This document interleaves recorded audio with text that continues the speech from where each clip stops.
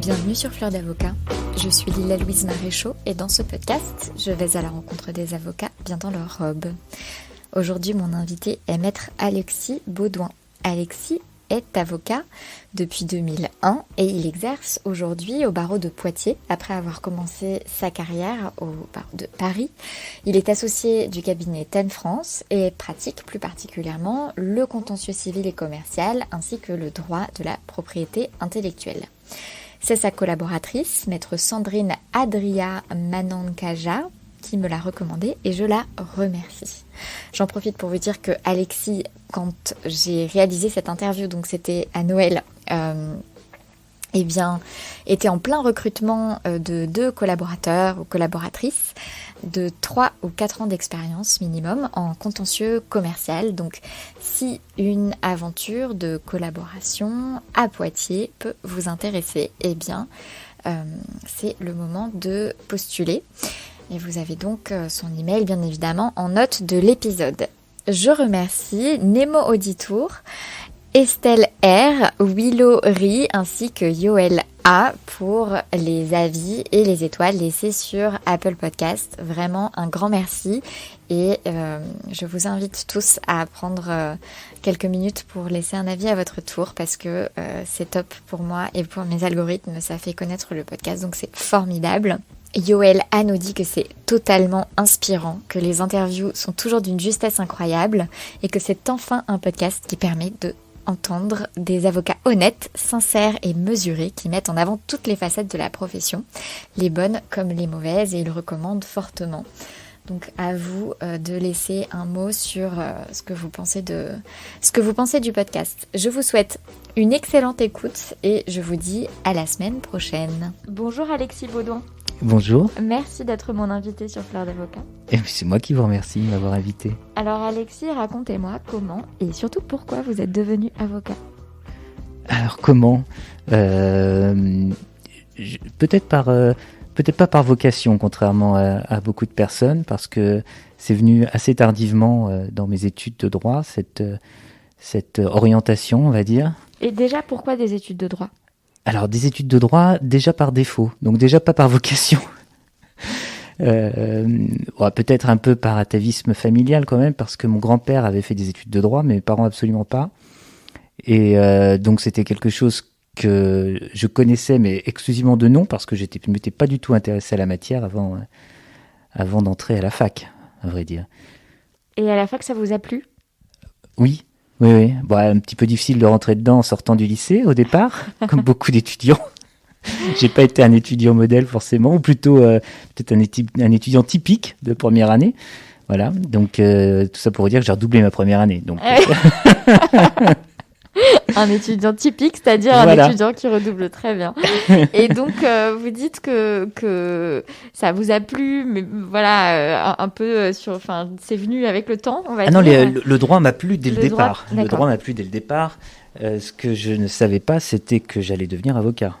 Ça, je l'ai su tardivement. Vous l'avez su à quel moment ?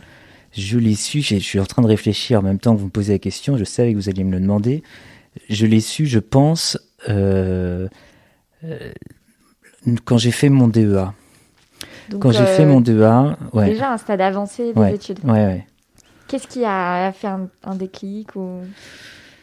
Je pense pas qu'il y ait eu de déclic en fait. C'est toujours par une forme de comment on va dire, de mise sur le côté d'autres possibilités qui font qu'au bout d'un moment, on se rend compte que ça devient presque évident. Et si on l'avait su dès le départ, on se dit, mais oui, mais bien sûr, c'est une évidence. Sauf que inconsciemment, on n'y pense pas. Ou on y pense au contraire inconsciemment, on ne pense pas consciemment. Ouais. C'est assez étonnant. Quelles autres possibilités, justement, est-ce que vous aviez écartées au cours de vos études ? Alors, je les avais écartées. En fait, je me destinais davantage. Ma réelle vocation, c'était commissaire-priseur. Voilà. C'est pour ça que je dis que c'est pas par vocation, parce que c'était ça mon but quand j'ai fait pas en rentrant à la fac, mais au bout de quelques années, je me suis dit que j'aimerais bien faire ça. Et j'ai fait d'ailleurs une licence d'histoire de l'art pour compléter cette possibilité après ma fac de droit. Et je l'ai écarté en définitive parce qu'à ce moment-là, les charges de commissaire-priseur venaient d'être ouvertes de manière très libre à plein de sociétés commerciales. Et c'est à ce moment-là que toutes les sociétés anglaises, type Sotheby's, Christie's, sont venues investir les marchés français. Et j'aurais pu quand même continuer parce que ça n'a pas changé grand-chose en définitive pour les commissaires-priseurs classiques, entre guillemets. Mais du coup, j'ai pris une autre orientation après. Et j'ai fait... Ça vous a fait peur, en fait? Pas forcément. Non, c'est pas de la peur. C'est... je peux même pas vous dire ce que c'est en définitive. C'est pas de la peur parce que j'ai changé. Je me suis dit non, mais pourquoi ne pas faire un métier purement juridique. Je dis pas que le métier de commissaire-priseur n'est pas un métier juridique, c'en est un, mais pas exclusivement. Voilà, donc c'est arrivé à ce moment-là. Je me suis dit, il y a un bouleversement, la profession va plus être la même. Je sais pas à quoi m'attendre, alors que si je prends une profession qui est ancrée dans la tradition, ça sera peut-être plus facile. D'accord. D'accord, donc Voilà. plutôt un... Et donc voilà. Et c'est à ce moment-là que donc c'est après parce que j'ai fait une maîtrise de droit, une licence d'histoire de l'art, et après simplement mon DEA. Donc vous avez pas cumulé vos études de droit, histoire de l'art? Si, la licence d'histoire de l'art, je l'ai faite directement en licence après ma maîtrise, et ensuite j'ai fait mon DEA. Ok. De propriété littéraire artistique, et c'est en faisant ce DEA que je me suis dit non mais je vais être avocat en propriété intellectuelle, c'est évident. Et pourquoi la propriété intellectuelle et artistique? On comprend un intérêt pour l'art, mais... Voilà, alors c'est exclusivement ça. Au départ, c'est l'intérêt pour l'art, et puis la découverte de la propriété intellectuelle au sens plus large m'a fait découvrir la propriété industrielle que je connaissais très peu, et notamment le droit des marques pour lequel je me suis passionné pendant cette année de DEA. Qu'est-ce qui vous a passionné dans le droit des marques? C'est peut-être... Je sais pas si on peut être passionné par le droit des marques en fait en y réfléchissant. Non, c'est le côté technique. Je trouve que c'est, contrairement à ce qu'on pourrait croire, c'est une matière technique. Une matière technique et qui se démarque de manière assez forte des autres des règles de droit classiques. C'est dérivé de la responsabilité civile comme la plupart des matières, mais c'est quelque chose d'assez particulier, le droit des marques. Dans le dépôt, dans la procédure administrative de contestation, dans la procédure judiciaire après de contrefaçon, il y a c'est une matière qui m'a intéressé quand je l'ai étudiée. Par sa spécificité. Par sa spécificité. Et j'ai fait mon mémoire de DEA en droit des marques avec une prof de droit spécialiste aussi en droit des marques, et voilà, et ça m'a, voilà, je me suis passionné un petit peu pour ce monde-là, tout en continuant à m'intéresser également au monde de l'art, effectivement, de la propriété littéraire et artistique, là pour le coup. Et vous dites que tout en continuant à vous intéresser au monde de l'art et à la propriété littéraire et artistique, comment se manifestait cet autre intérêt? Est-ce que... Bon, alors, l'intérêt, un intérêt intellectuel, hein, je veux dire intellectuel, c'est-à-dire que je me suis intéressé à la matière, tout simplement, à la protection par les droits d'auteur. Voilà. Donc vous lisiez, vous vous renseigniez, vous... Oui, non, mais je l'étudiais aussi en DEA. Hein. Je faisais les deux. Je faisais pas que de la propriété industrielle, je faisais propriété littéraire artistique et industrielle. Ok. Donc j'avais d'ailleurs peut-être davantage de cours en PLA, en propriété littéraire artistique, qu'en droit des marques. Mais c'était une matière dans la marque que je ne connaissais pas, ou très très peu, ou de manière imparfaite, que j'ai découvert cette année-là et qui m'a vraiment enthousiasmé. Et est-ce que vous avez fait des stages ou est-ce que vous avez eu des expériences professionnelles pendant ce parcours universitaire? Très peu. Très peu. J'ai fait un stage dans un cabinet d'avocats dans ma ville d'origine, quand j'étais peut-être en licence ou en maîtrise, mais de 15 jours pendant des petites vacances. Découverte. Voilà, un stage de découverte. Et puis après, non, uniquement les stages obligatoires dans le cadre de l'école d'avocat. Mmh. Ouais. Et donc vous intégrez l'école après ce parcours. Ouais. Stage obligatoire donc, ouais. Que vous effectuez dans quel type de structure? Alors dans un cabinet d'avocats spécialistes en propriété intellectuelle, qui ne fait que ça, à Paris, cabinet qui n'existe plus, comme beaucoup de cabinets parisiens, qui ont disparu ou qui ont périclité, voilà. Et ce cabinet, je l'ai fait avec un maître de stage qui m'a beaucoup apporté, énormément, que j'apprécie toujours beaucoup, que je vois peu, mais que j'apprécie toujours beaucoup. Qu'est-ce qui vous a apporté exactement? Euh, il m'a fait découvrir, ce qu'était un avocat, je pense. De la, de le, la- comment dire, la pugnacité nécessaire pour défendre les intérêts de ses clients en toutes circonstances, tout en respectant les règles du jeu, on va dire, les règles de droit. C'est vraiment lui qui, en peu de temps, parce que j'ai fait qu'un stage de 3 mois, à l'époque on n'avait que 3 mois en prestage à faire pendant cette année d'école, il m'a vraiment, vraiment ouvert la voie vers ça. Et donc j'étais avec lui qui était mon responsable, le maître de stage, et je travaillais avec 2 collaborateurs de son cabinet, dont une aussi qui m'a beaucoup aidé, beaucoup appris en droit des marques notamment, et qui m'a par la suite proposé, lorsqu'elle est partie de ce cabinet, de venir travailler avec elle dans un nouveau cabinet d'avocats aussi spécialisé en propriété intellectuelle. Ah oui. Et vous avez suivi cette proposition ? Bien sûr. Bien sûr. C'était une très bonne chose. Je le remercie Donc en fait, encore. ce cabinet s'est arrêté. Alors non, le cabinet a le continué. cabinet a Non, non, le continué. cabinet a continué. Cette collaboratrice est partie. Cette collaboratrice est partie. Elle a été recrutée par un autre cabinet d'avocats. Et en arrivant, elle a proposé aux associés de ce cabinet de me prendre comme collaborateur. Ouais. Donc ils m'ont fait une proposition de collaboration que j'ai eue avant même d'avoir le diplôme d'avocat. Oui, c'est ce que j'allais vous dire. C'était à la suite en définitive. Et donc en fait, vous avez fait votre dernier stage chez eux aussi ? Non, j'étais directement avocat chez eux. À D'accord. l'époque, il n'y avait qu'un stage de 3 mois. C'était avant la réforme qui a d'ores et déjà été réformée, je crois. En tout état de cause, à cette époque-là, il n'y avait que 3 mois de stage. Et ensuite, on passait le diplôme et on intégrait... Enfin, il fallait trouver une collaboration, quoi. Donc, ces 3 mois de stage m'ont permis de rencontrer cette personne qui m'a proposé une collaboration dans un autre cabinet. Et vous dites que vous êtes donc parti à Paris. Est-ce que vous avez cherché votre stage à Paris ? Est-ce que vous avez cherché votre stage dans plusieurs villes et il se trouve que c'est à Paris que vous avez trouvé ? J'ai cherché qu'à Paris parce que je voulais faire exclusivement de la propriété intellectuelle.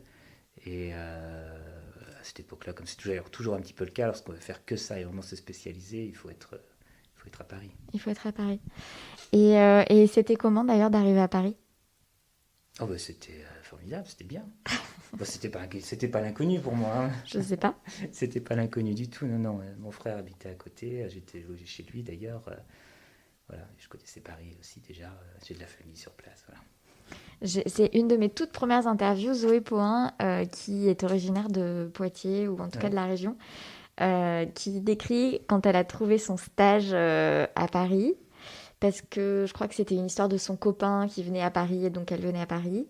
Et elle explique qu'elle venait trouver son stage et que la rue du cabinet où elle a trouvé son stage débouchait sur les Champs-Élysées. Et donc elle a eu un espèce de moment très cliché où... où elle, bref, donc c'est drôle pour les... En tout cas, moi, étant non parisienne, je vois très bien ce genre de cliché dans lequel on peut se retrouver quand on vient vivre à Paris pour la première fois.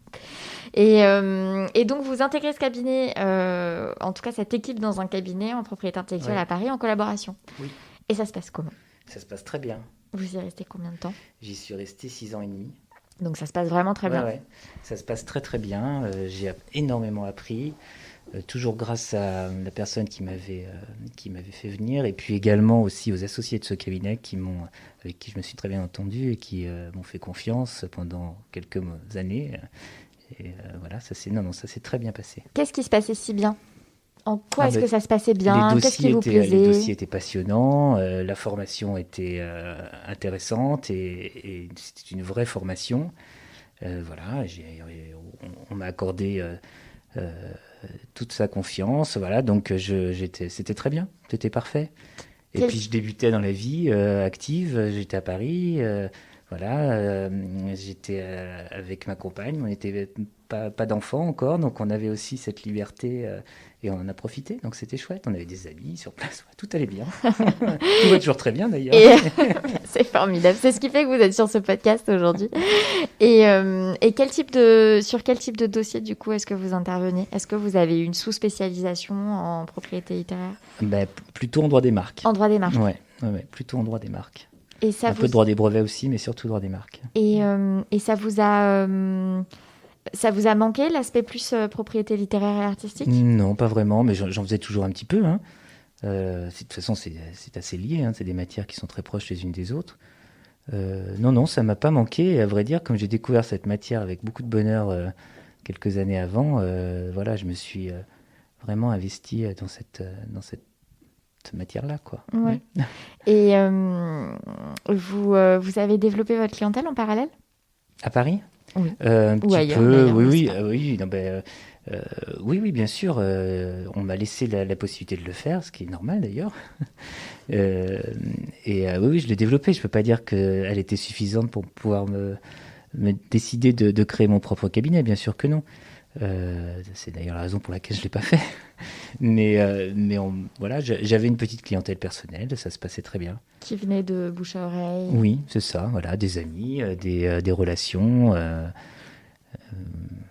et puis des amis qui vous confient leurs amis aussi, bon, comme ça se fait de manière habituelle. Et puis après, au fur et à mesure, ça commence à grossir parce que ça fait un effet boule de neige, quoi. Même si c'est pas allé encore jusqu'au bout, comme je vous le disais. Voilà. Et pourquoi ça s'est terminé au bout de 6 ans et demi? Alors, c'est pas que ça s'est terminé, c'est parce que j'ai décidé de partir et de revenir. Pourquoi donc? De revenir à Poitiers. D'accord. Voilà. Enfin, j'ai décidé de revenir à Poitiers. Disons que, arrivé à une certaine époque de ma vie, je venais d'avoir notre fille, nous venions d'avoir une fille, et la question qui se posait, c'était de savoir comment l'élever à Paris de manière convenable, aussi bien que nous, ma compagne et moi, avons pu vivre notre enfance. Chacun dans des endroits plutôt sympas, dans des belles maisons, avec de l'espace, voilà. Ce qui n'était pas le cas évidemment pour nous à Paris. Voilà. Et c'est tout simplement en réfléchissant à ça, on s'est dit bon, mais peut-être qu'il faudrait quand même qu'on essaie de trouver quelque chose en province au départ. Et puis, bien évidemment, j'ai commencé à chercher, j'ai pas trouvé tout de suite. Et une de mes amies de longue date m'a indiqué que le cabinet dans lequel je suis encore aujourd'hui recherchait des collaborateurs et qu'ils aimaient bien recruter des gens qui voulaient s'ancrer territorialement dans leur ville d'origine, et voilà, et que l'expérience que j'avais nécessairement devait les intéresser. Donc j'ai ça a été sauté un choix sur de qualité l'occasion. de vie. Oui, ça a choix été de un qualité de de vie, type de c'est vie, ça. de style de Ouais, vie c'est ça. et de qualité de vie qui fait que... À l'origine, oui, le choix a été guidé par une qualité de vie, par une volonté de retrouver une meilleure qualité de vie, ouais. Avec la naissance de votre fille. Mm. Et donc, ce que je comprends, c'est que vous en avez parlé à vos amis autour de vous, de telle façon que vous avez une amie de longue date qui a pensé à vous par rapport à ce cabinet. C'est ça. Au moment où ils cherchaient un collaborateur. Mm. Et donc, quand vous les avez rencontrés, parce que, enfin, voilà, c'était que pour de la propriété intellectuelle, droit des marques. Est-ce que ça a impliqué d'élargir votre scope d'intervention? Alors, moi, je savais que ça impliquerait de l'élargir. Et ils me l'ont dit, effectivement. C'était évident pour eux que je ne pouvais pas faire que ça. D'autant plus qu'ils n'avaient personne qui pouvait éventuellement me guider. Moi, je n'étais que collaborateur, donc obligatoirement sous la responsabilité d'un avocat associé à ce moment-là. Et que les associés en question ne faisaient pas de propriété intellectuelle, donc il n'était pas possible pour eux de me guider dans cette direction. Donc il fallait que j'élargisse mon champ d'activité, et ce que j'ai accepté, parce que j'avais aussi la volonté, après avoir fait 6 ans et demi de quelque chose de très spécialisé, d'essayer de m'ouvrir un petit peu à d'autres matières. Et voilà, donc c'était je le savais en arrivant, et on me l'a confirmé au premier rendez-vous. On m'a dit, attention, ça va être un peu différent dans le type de dossier, quoi. Ce qui veut dire que, en fait, il y avait déjà de la propriété littéraire et artistique dans le cabinet? Très peu. Très peu. Oui, très peu. Donc, ils ont fait un pari sur vous d'une certaine manière, parce que vous aviez principalement des compétences dans une spécialité qui n'était pas la leur. Oui, sans doute que c'était un peu un pari aussi de leur part, oui, de savoir si j'allais pouvoir éventuellement aussi me développer d'autres compétences que je n'avais pour l'instant pas encore développées. Mais c'était aussi ma volonté de le faire, donc je leur ai indiqué que j'avais la volonté et pour le coup, ça s'est bien passé. Et donc vers plutôt du droit des affaires, vers quel type de... Du contentieux exclusivement, contentieux en droit des affaires, oui, voilà. Okay. droit commercial, droit des affaires. Et donc, vous arrivez à Paris, à Poitiers. Vous rentrez plutôt à Poitiers. Comment se passe ce retour ? Bah, très bien. Vous y êtes encore. Avec encore un peu de... oui, en plus, c'est un retour. Les choses ont quand même pas mal changé, à la fois pour la ville de Poitiers et pour moi, hein, pendant ces 6 ans et demi. Moi, j'ai bien sûr évolué, j'ai beaucoup changé. C'est une époque, une période de la vie où on évolue beaucoup. Le début de son activité professionnelle. Donc, entre 25 ans et 31 ans, puisque c'était ça, j'ai pas mal changé. Donc, en quoi est-ce que vous aviez changé, à votre avis ? Bah, je pense dans mes aspirations, certainement. Je sais pas, je suis parti d'ici étudiant et je suis arrivé avec une expérience professionnelle. Donc j'ai pas évolué à Poitiers. J'ai quitté Poitiers à un moment donné où j'étais encore étudiant, où j'allais rentrer en vie active. J'y suis arrivé, j'avais déjà cette expérience. Donc c'est presque un nouveau départ, quoi. Avec des personnes qui ont disparu de la circulation parce qu'elles ont fait comme moi, elles sont parties dans une autre ville après la fin de leurs études. D'autres personnes qui sont arrivées, qui sont pas originaires de Poitiers, qui ont fait leurs études ailleurs, que l'on connaît pas. Poitiers est une petite ville quand même. Et du coup, on peut pas échapper au croisement des personnes ou justement à s'étonner de ne plus les croiser lorsqu'on est habitué à les voir, quoi. Donc, en ça a eu des changements, oui. Vous aviez encore des amis ici ? Quelques-uns, mais notamment la personne qui m'avait conseillé de venir ici. Ouais.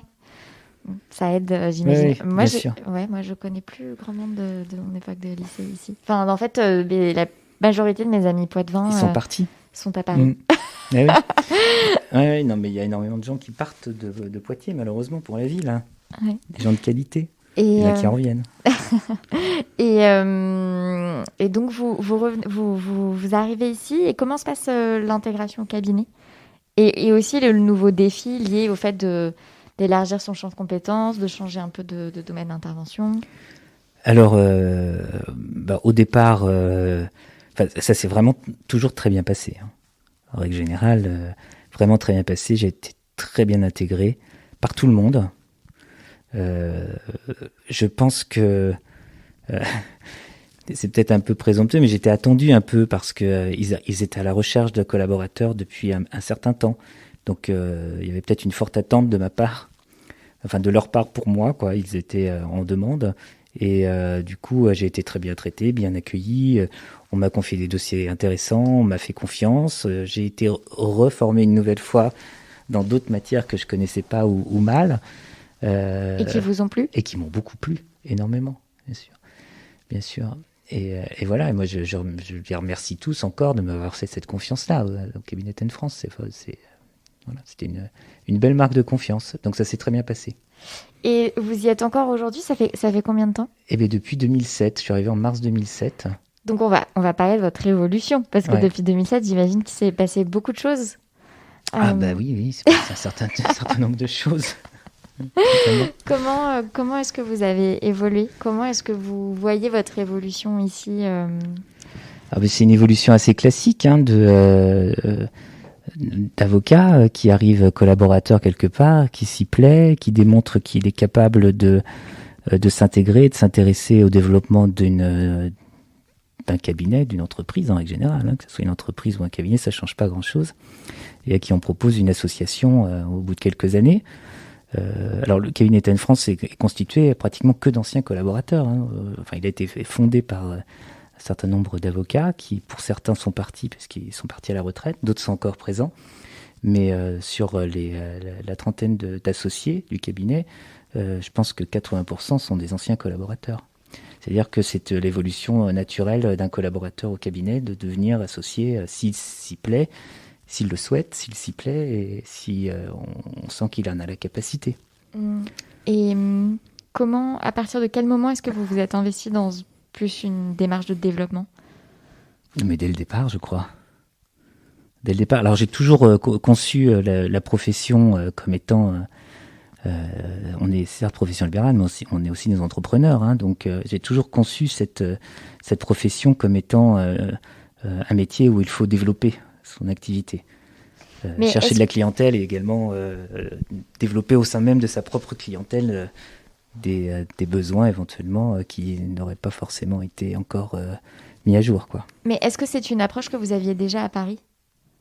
Déjà, oui, bien sûr. Ouais, Ouais. Bien sûr, mais alors, peut-être qu'elle s'est accrue, cette volonté en moi de démarchage ou d'accroître cela avec le temps, certainement, et puis avec les exemples que j'ai eu autour de moi. D'accord, donc c'est déjà une démarche que vous aviez à Paris, pas forcément pour votre clientèle personnelle, mais peut-être pour celle du cabinet. Oui, c'est ça, ouais, bien sûr. Et quand vous êtes arrivé ici, vous vous êtes aussi ancré dans inscrit dans Ouais. cette dynamique. Oui, bien évidemment. Et donc, comment est-ce que vous avez fait? Je vais pas vous dévoiler tous mes petits secrets. Ah ben, j'espère bien que si. Je plaisante. Comment j'ai fait? Je sais pas. Ça se fait un peu naturellement, ce genre de choses. Un peu de la même manière que quand je vous expliquais comment, au départ, on développe une clientèle personnelle quand on est jeune avocat. C'est avec d'abord ses connaissances proches. Puis, au bout d'un moment, l'effet boule de neige fait que vous avez des gens que vous ne savez même pas d'où ils viennent, mais ils ont entendu parler de vous et ils viennent vous voir. Alors, peut-être que j'ai profité de l'expérience que j'avais en propriété intellectuelle à Poitiers. Parce que je suis arrivé à Poitiers, je crois qu'il y avait 2 confrères qui avaient la spécialité propriété intellectuelle, mais ils ont tous les 2 perdu cette spécialité, et moi je l'ai acquise quelques mois après être arrivé à Poitiers. C'est-à-dire que j'ai passé l'examen de la spécialité en arrivant à Poitiers, puisqu'il faut avoir un certain nombre d'années d'expérience et des références à pouvoir faire valoir pour obtenir ce diplôme de spécialité. Je l'ai passé avec l'accord d'ailleurs du cabinet Tan France, qui m'ont même poussé à obtenir cette spécialité, qui faisait défaut au cabinet. Et je pense que ça a joué pas mal dans le développement de mon activité, puisque une fois que vous avez cette spécialité, ça vous donne une compétence particulière qui est recherchée par certains clients qui jusqu'à présent ne les trouvaient pas sur place, par exemple, donc devaient aller à Paris, puisque c'est vrai que la plupart des cabinets de propriété intellectuelle sont installés à Paris ou dans les très grandes villes. Et voilà, donc j'ai commencé à développer aussi une activité en propriété intellectuelle à Poitiers. Alors, d'une part, parmi les clients déjà du cabinet, qui n'avaient pas ces compétences. Donc, le cabinet vous a ouvert facilement le carnet d'adresses bien sûr, des clients en interne pour Ah proposer oui, ça. non, mais c'était essentiel pour... encore une fois, ils m'ont fait confiance et tant mieux, puisque ça a permis de développer cette clientèle. Ouais. Et en plus, une clientèle extérieure que vous avez développée. Et aussi, oui, bien sûr, une clientèle extérieure, des tas de gens qui vous appellent parce qu'ils ont besoin de conseils en propriété intellectuelle et qui ils ne trouvent pas chaussures à leurs pieds, on va dire, auprès d'autres confrères. Donc, voilà. Est-ce que vous avez fait des actions de développement de type réseautage? Est-ce que vous avez Alors, très peu. publié? Est-ce que vous avez fait des démarches un peu autres que le bouche à oreille?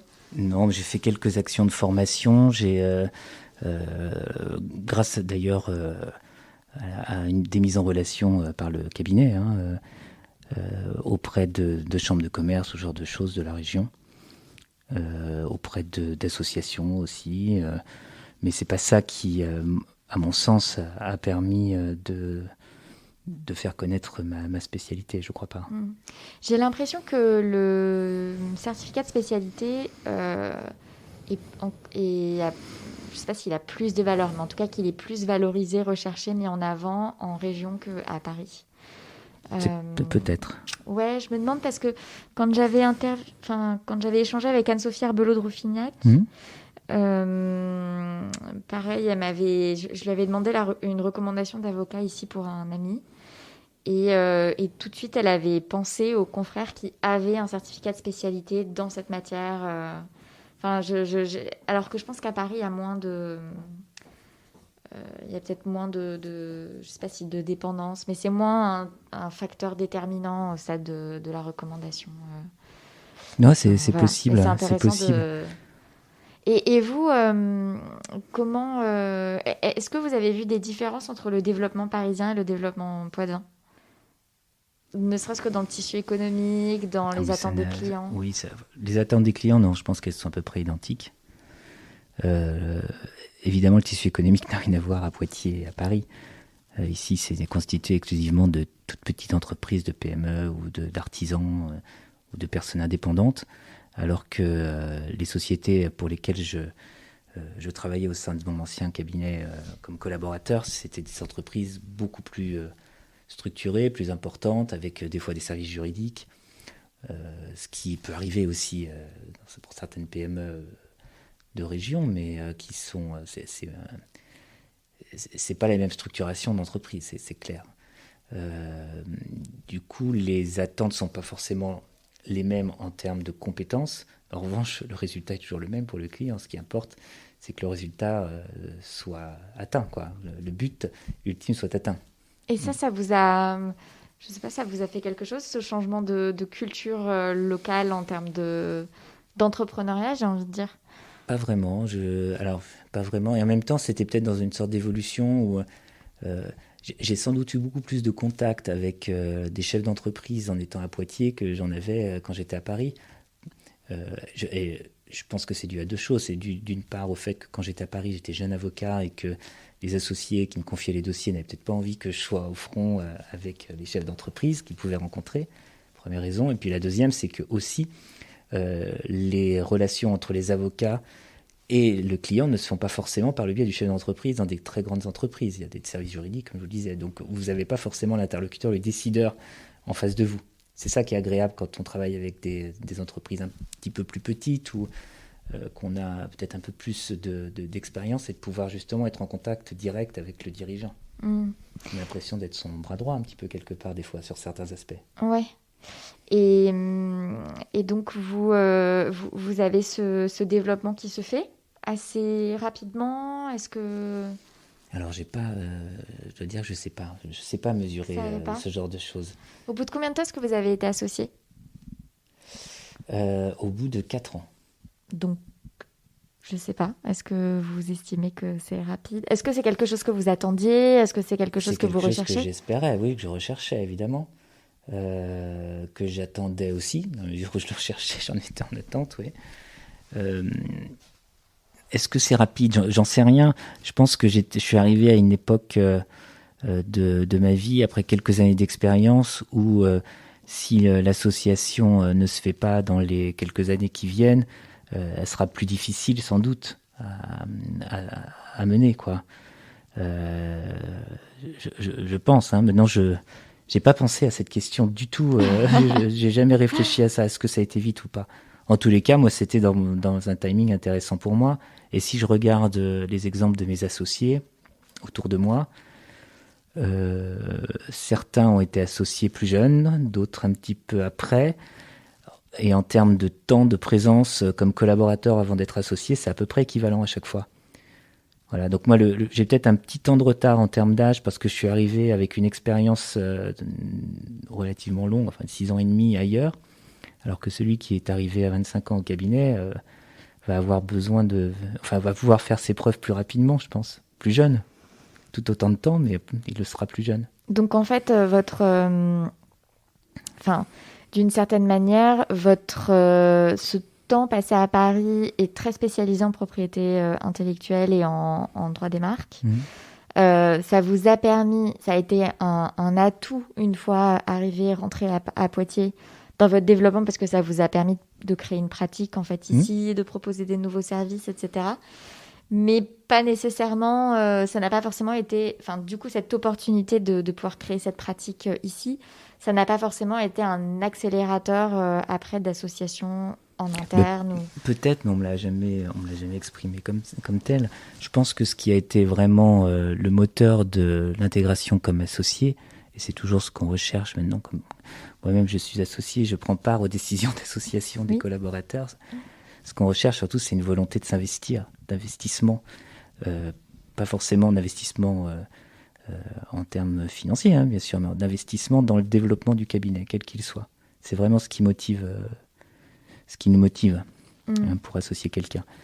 Donc quelqu'un qui est très investi, qui est très intéressé par tout ce qui se passe au cabinet, qui démontre qu'il fait tout pour le cabinet, entre guillemets, hein, sera forcément préféré à même quelqu'un qui va développer un chiffre d'affaires important, mais qui ne va pas forcément le mettre à disposition de l'intégralité des associés du cabinet, parce que nous, on a une particularité dans ce cabinet, à Athènes France, hein, c'est que nos clients ne sont pas des clients des associés, c'est des clients du cabinet, philosophiquement, je veux dire. Hein. Et lorsque moi, je traite un dossier pour un de mes clients en droit des marques, ce même client a un dossier peut-être traité pour un bail commercial par un de mes associés, et puis pour un problème au tribunal administratif par un autre associé, et également des prud'hommes à gérer avec un autre associé. Voilà. Et les clients tournent dans le cabinet et trouvent ici un service complet, on va dire, de service juridique. Ça se reflète dans dans le mode de rémunération des associés? Oui, oui, quand même, ouais. Ouais. C'est une question. Oui, bien sûr. Ouais. Donc vraiment une logique, pas une logique pure de eat what you kill. Non, pas du tout, au contraire. Et donc en fait, puisque ce que vous attendez de vos collaborateurs, c'est pas une pure logique de développement de chiffre d'affaires, mais aussi une logique de développement du cabinet en général. Du coup, qu'est-ce que vous appréciez en plus du chiffre d'affaires concrètement? Quand je parlais d'investissement, c'est de dire qu'on fera tout pour le cabinet. Il y a un peu de ça, un peu de vrai quand même. Je plaisantais avec ça, mais de dire que ça ne nous empêche pas d'avoir une vie privée, hein, je vous rassure tout de suite. Mais c'est vrai qu'on va se mettre au service des intérêts du cabinet avant de se mettre au service de ses propres intérêts, même professionnels. C'est vraiment ça qui peut motiver. Mais donc concrètement, ça s'exprime comment? J'ai du mal à comprendre une concreto. C'est une attitude.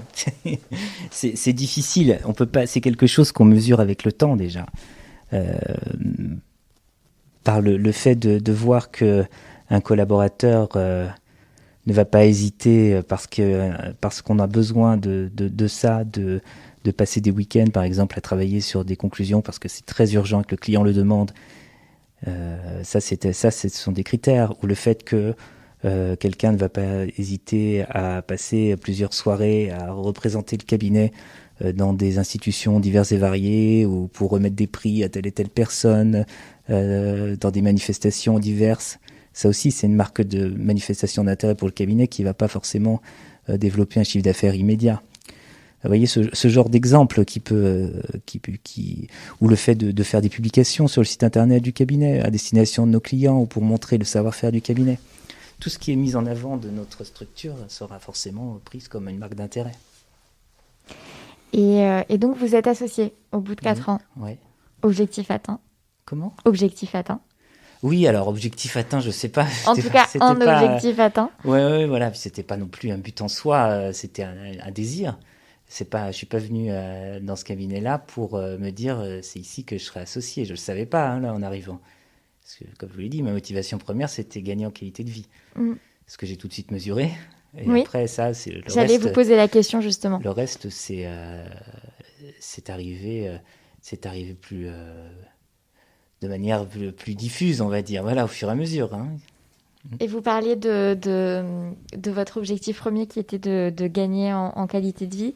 Et ça, vous l'avez tout de suite mesuré. Oui, bien sûr. Alors, je savais... comme j'ai grandi tout près d'ici, je savais à quoi m'attendre. Mais effectivement, oui, j'ai gagné en qualité de vie. C'est indéniable. L'espace, le rythme. Oui, alors le rythme, oui. Le rythme, surtout l'absence de temps perdu, plus que de rythme, en fait. C'est-à-dire que c'est du temps utile, ici. C'est-à-dire que quand vous dites je vais travailler, je pars de chez moi à 8h le matin pour aller travailler, vous n'arrivez pas à 9h30. Vous arrivez à 8h15. Donc, et pour autant, vous n'êtes pas parti plus tôt ou plus tard que si vous habitiez à Paris. Donc là, il y a une petite différence. Bon, à part certains qui ont la chance de pouvoir habiter tout près de leur lieu de travail à Paris, c'est quand même une grosse différence. Donc le rythme est toujours aussi soutenu pour moi. Hein. Je travaille ni plus ni moins, je pense toujours autant pour le cabinet, enfin dans mon métier en tous les cas. En revanche, il n'y a plus de perte de temps. Donc ça, on gagne en efficacité, en temps utile. Le relationnel Le relationnel, je peux pas dire que... Alors, j'ai de très bons amis dans toutes les régions du monde et de France. Non, je peux pas dire que j'ai eu plus facilité de relation à Poitiers qu'à Paris. Et une fois que vous êtes devenu associé, est-ce que vous avez l'impression que votre rôle a changé ? Non, parce que ça s'est fait dans une sorte d'évolution naturelle. Donc non, mon rôle n'a pas changé. La différence, c'est que... Alors j'avais déjà gagné en autonomie avant de devenir associé. La seule différence, c'est que là, vous devenez responsable de vos dossiers, quoi. Donc, il n'y a plus de double signature, par exemple, c'est un détail, mais vous prenez toute la responsabilité de toutes les bêtises que vous pouvez faire. Et d'ailleurs, est-ce que, au fur et à mesure, vous avez maintenu une double compétence contentieux des affaires, propriété intellectuelle ? Oui, et toujours. C'est quelle part de répartition à peu près ? J'ai jamais fait vraiment de statistiques pour savoir.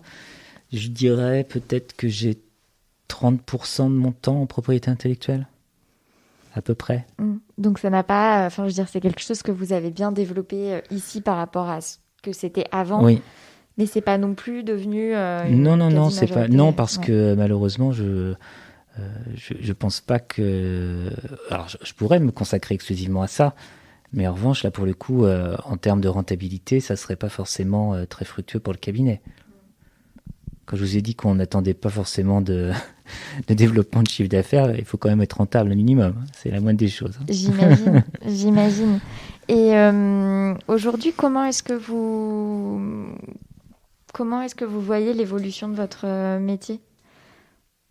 Du métier d'avocat ? Ce que je comprends, c'est que du coup, ça fait 15 ans que vous exercez ? Une quinzaine d'années ? Depuis 2001. Depuis 2001, plus donc même. non, ça fait plus, bientôt 20 ans, la fin de l'année prochaine, fin de 20 2021. Décembre 2021, ça fera 20 ans. Ouais. Exactement. Comment est-ce que vous appréciez votre métier aujourd'hui et comment est-ce que vous vous projetez dans votre activité ? Dans le métier d'avocat en règle générale ou dans mon activité Dans personnelle ? votre activité, vous, à titre personnel, alors, comme avocat ? Moi, à titre personnel, ça fait quelques années que j'ai des collaborateurs qui travaillent pour moi, en parallèle du travail que je fournis. Et ce que je souhaiterais, c'est que mon chiffre d'affaires se développe encore plus pour permettre l'intégration de nouveaux collaborateurs de mon équipe. Donc faire grandir votre équipe ? Voilà, ça c'est en condition qu'encore une fois, ça soit en relation avec le chiffre d'affaires développé. Donc ça, c'est un objectif. C'est toujours agréable d'avoir des gens autour de soi qui travaillent avec vous, qui peuvent échanger avec vous, vous soutenir, vous apporter des contradictions de temps en temps. Voilà, c'est sympa le travail en équipe. Manifestement, c'est agréable pour eux aussi, puisque c'est une de vos collaboratrices qui vous a recommandé sur le podcast. Oui, je sais, elle m'a dit ça. Donc, ça doit être... Qu'est-ce que vous recherchez d'ailleurs dans votre travail en équipe ? Dans votre travail en équipe. Comment est-ce que vous cherchez à travailler en équipe ? Alors, comment est-ce que je recherche à travailler en équipe ? Le travail en équipe, c'est une nécessité. Donc, c'est plus qu'un but à atteindre. C'est une nécessité parce qu'on a tous des compétences multiples. On a tous développé plus ou moins bien certaines autres compétences. On a besoin des autres pour pouvoir avancer et faire les choses le mieux possible. Donc moi, je crois dans les talents de chacun et on a besoin des autres pour avancer et pour se perfectionner. Et tout à l'heure, je disais, c'est agréable d'être en équipe pour pouvoir recevoir du soutien et aussi qu'on vous apporte la contradiction. Et c'est peut-être ça aussi que j'attends de ceux qui travaillent avec moi, c'est de me dire non, là tu te trompes, ou c'est pas comme ça que j'aurais fait, ou est-ce qu'on peut pas faire autrement, est-ce qu'on peut pas mieux faire ? Parce que c'est comme ça qu'on progresse, je crois.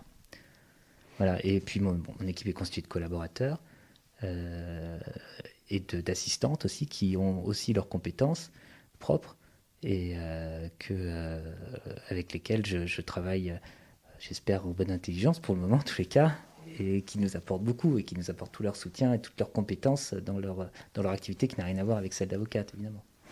Vous disiez en relatif début d'entretien que le cabinet avait un petit peu peiné à recruter. Enfin, je veux dire que vous étiez attendu parce que voilà, vous étiez attendu, il y avait un besoin. Et est-ce que j'avais interviewé Louise Ménard de Fidal La Rochelle qui disait que qui était stagiaire au cabinet. Oui, effectivement. Vous avez oui, elle avait parlé. Ah, bah, c'est oh là là, le monde est minuscule. Oui, parce que quand je suis arrivé au cabinet, elle devait être en stage, parce qu'on a peu d'écart en définitive, enfin 5-6 ans peut-être d'écart d'âge.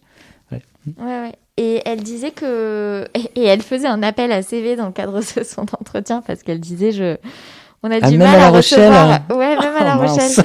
Et donc, j'allais vous demander, est-ce que vous avez... Ouais, non, c'est difficile. C'est difficile d'attirer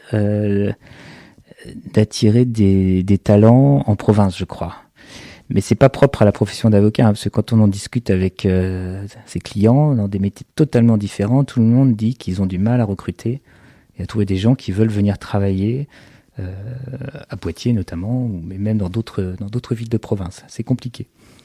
Ouais, un manque d'attrait de ces petites villes. Alors je suis étonné pour Louise Ménard. Je pensais que La Rochelle était une ville très attrayante. Non, moi, elle m'avait vraiment dit, on en avait reparlé en Ouais. off. Non, et mais elle je m'avait plaisante dit, parce que je sais effectivement. que c'est le même problème Ah oui. partout. Non, mais disons que pour attirer les gens qui connaissent pas Poitiers, on leur dit que c'est pas loin de La Rochelle, ça fait un peu rêver. Donc, mais en fin de compte, c'est pas une bonne idée. Je pense que ça fait pas C'est sûr que forcément le rêver. futuroscope n'est pas l'argument Non. le plus vendeur. Non, mais alors Poitiers, j'en parlais à une connaisseuse, c'est une ville qui est agréable à vivre. C'est une toute petite ville de province, un peu tranquille, mais qui dispose de nombreux atouts insoupçonnés. Et notamment, c'est une ville très jeune, parce que vous savez que Poitiers C'est vrai. a un quart de sa population qui est composée d'étudiants. Donc il y a 25 000 étudiants à Poitiers sur 100 000 habitants, ce qui est énorme, hein. Je ne sais pas s'il y a une proportion d'étudiants aussi importante dans une autre ville de cette taille en France. Je ne suis pas certain.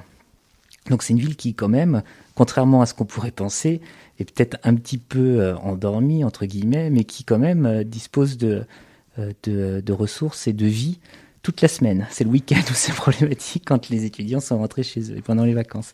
Mais c'est vrai que dans la semaine, si vous avez envie de faire des choses à Poitiers, vous avez plein d'activités culturelles, vous avez plein de bars où il y a une animation, où il y a des soirées étudiantes. Enfin, en ce moment, c'est pas tellement de... J'ai pas prévu les auditeurs qu'on allait leur vendre Poitiers pendant cet entretien.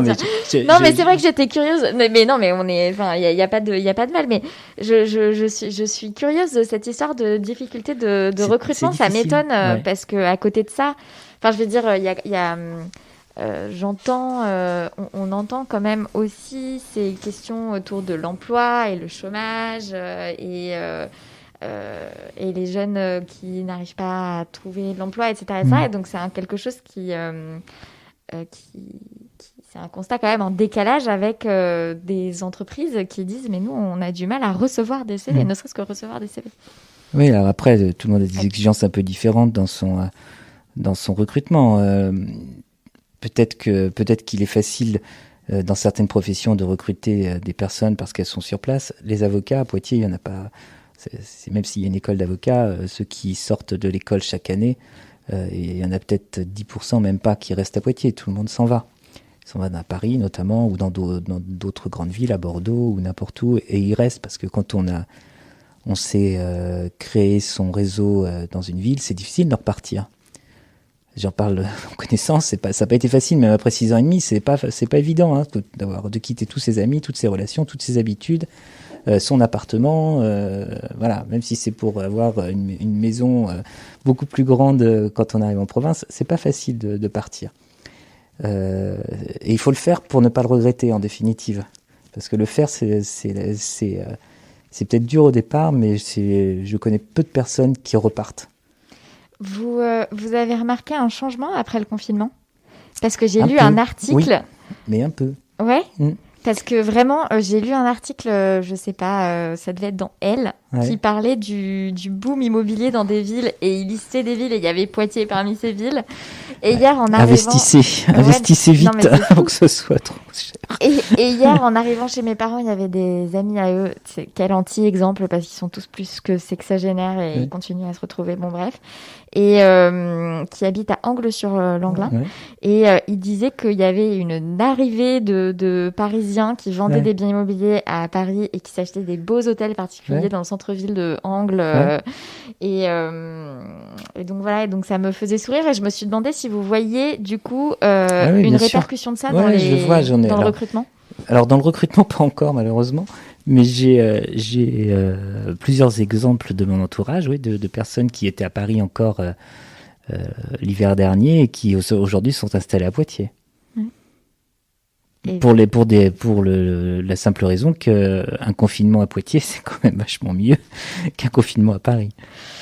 Ouais, c'est pas les mêmes, non, mais ça n'a rien à voir, quoi. Donc, et je pense que les gens commencent à mesurer que la qualité de vie peut être aussi importante. Il n'y a pas que même si c'est bien aussi d'avoir une offre culturelle importante ou tout à proximité comme ça peut l'être dans les très grandes villes. C'est vrai que d'avoir de l'espace, d'avoir de la tranquillité, c'est des fois aussi appréciable. Bon, tout ça et c'est vrai que le confinement a changé un petit peu les mentalités, mais pas encore suffisamment pour que je le constate moi. Pour que vous le voyez dans les CV que vous recevez. Malheureusement. En tout cas, la vie est passée. S'il y a des auditeurs qui nous écoutent et qui s'interrogent sur des opportunités comme avocat en province, Poitiers est une ville charmante et Ten France vous accueillera peut-être les bras ouverts. Avec grand plaisir. Et fidèle à La Rochelle, vous pouvez contacter Louise Ménard. Comment est-ce que vous projetez votre développement ? Donc vous avez dit le fait de faire grossir votre équipe, mais est-ce que vous avez d'autres envies Est-ce que vous avez envie de toucher une clientèle particulière ? Est-ce que vous avez, je sais pas, quelles envies vous avez pour votre activité ? Une clientèle particulière. Alors moi, ce que j'aime dans mon métier, c'est justement la diversité de la clientèle. C'est un des gros attraits de la profession d'avocat, je crois. Il y a d'autres professions comme ça. Les experts comptables aussi sont confrontés à ce côté agréable, c'est qu'on connaît des gens qui sont dans des métiers totalement différents du vôtre et chaque client est différent. Après, il y a des domaines d'activité qui peuvent se ressembler, mais c'est quand même ça qui est agréable. Je ne pense pas, moi, avoir l'aspiration de développer un type de client ou de me tourner vers un type de clientèle. Il y a, en revanche, certaines activités qui m'intéressent davantage que d'autres, bien évidemment. Et tout ce qui est, on va dire, nouvelle technologie ou bien innovation m'intéresse particulièrement. Voilà. Et on a la chance à Poitiers d'avoir, du fait de l'université, aussi pas mal d'entreprises qui s'installent dans des domaines très innovants et qui font appel au service du cabinet Ten France. C'est très agréable de travailler pour elles. Il y a un pôle d'innovation santé, non, près de l'hôpital, ou est-ce qu'il y a d'autres Oui, il y a plein de structures chapeautées plus ou moins par des organismes publics ou parapublics qui permettent justement l'implantation d'entreprises ou de sociétés ou de laboratoires ou de pépinières d'entreprises dans des domaines d'innovation poussés. Ouais. Ça, c'est assez agréable. Et quelle est votre dernière joie ? Ma dernière joie ? Oui, votre dernière joie. Oula. Ma dernière joie, ça va être un peu bête ce que je vais dire, mais moi ma dernière joie, elle n'était pas au cabinet, malheureusement, c'est pas un malheur d'ailleurs, mais la dernière soirée que j'ai passée hier avec ma femme et mes enfants, par exemple.